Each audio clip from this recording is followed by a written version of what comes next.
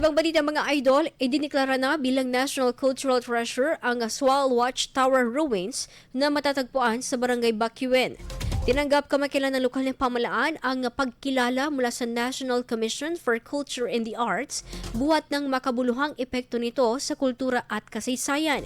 Ayon sa ilang independent documentaries, may sukat na 15 talampakan ang lapad nito habang may taas naman na 10 talampakan at pinaniniwala ang natatanging Spanish Colonial Watchtower o Baluarte sa Pangasinan, kahalintulad sa disenyo ng mga baluarte sa Pasukin, Ilocos Norte at Luna, La Union.